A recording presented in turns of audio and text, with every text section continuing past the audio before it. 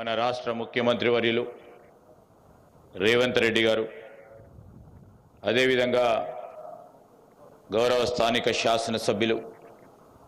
ప్రకాష్ గౌడ్ గారికి గౌరవ శాసన మండలి సభ్యులు మహేందర్ రెడ్డి గారు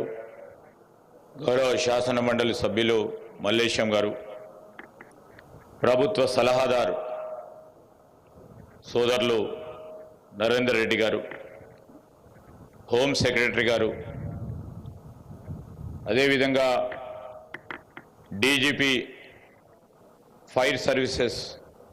నాగిరెడ్డి గారితో పాటు వేదికపై ఆసనులైన మరి రాష్ట్ర రోడ్ డెవలప్మెంట్ కార్పొరేషన్కి సంబంధించిన చైర్మన్ రామరెడ్డి గారు డైరెక్టర్ సుధాకర్ రావు గారు వివిధ విపత్తులు మరియు అగ్నిమాపక శాఖకు సంబంధించిన అధికారులు ఈ శాఖలో పనిచేస్తూ ఉన్న సిబ్బందికి ఈరోజు పాసింగ్ అవుట్ పరేడ్లో ఇప్పుడే గౌరవ ముఖ్యమంత్రి గారి సమక్షంలో పరేడ్ను నిర్వహించి రేపటి నుంచి మీరు పూర్తి స్థాయిలో క్షేత్రస్థాయిలో పనిచేయడానికి ముందుకొచ్చిన అందరి ఫైర్మెన్లకి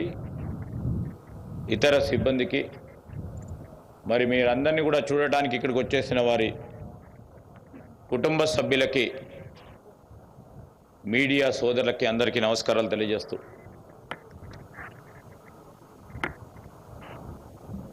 విపత్తులు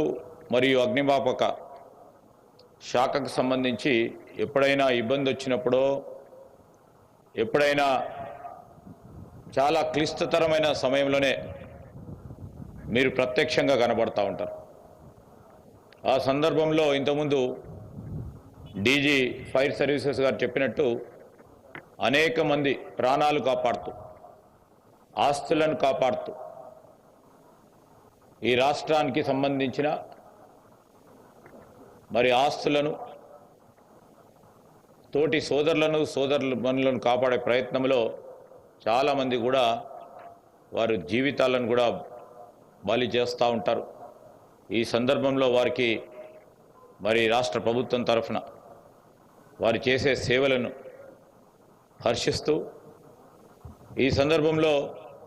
గౌరవ ముఖ్యమంత్రి గారు ఈరోజు దాదాపు 157 మందికి కొత్త రిక్రూట్మెంట్ను నిర్వహించడం, తద్వారా వారికి డ్రైవర్స్గా అన్ని అగ్నిమాపక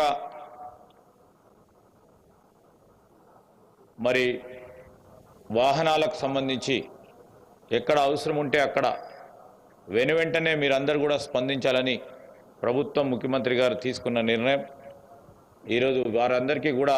నియామక పత్రాలు ఇవ్వటం జరిగింది. రాష్ట్ర ప్రభుత్వం ప్రధానమైన ఉద్దేశం ఈరోజు మీరందరూ ప్రత్యక్షంగా కూడా చూస్తూ ఉన్నారు. తెలంగాణ పబ్లిక్ సర్వీస్ కమిషన్ని ఏర్పాటు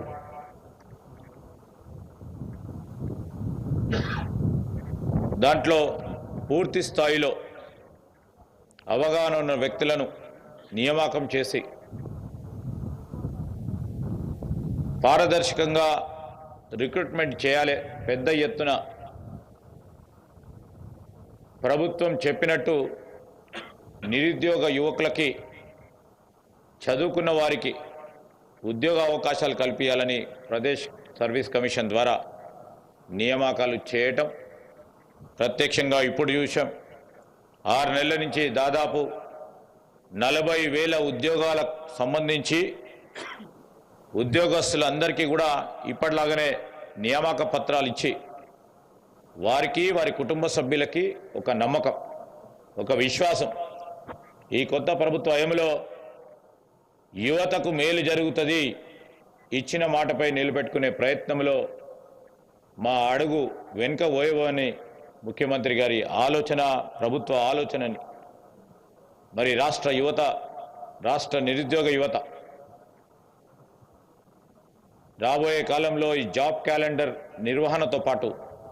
అనేక మందికి ఉపాధి కల్పించే కార్యక్రమాన్ని కార్యాచరణని ఈ ప్రభుత్వం మరొక గొప్ప కార్యక్రమంగా ముందుకు తీసుకెళ్లే ప్రయత్నంలో ముందుకు సాగుతుందని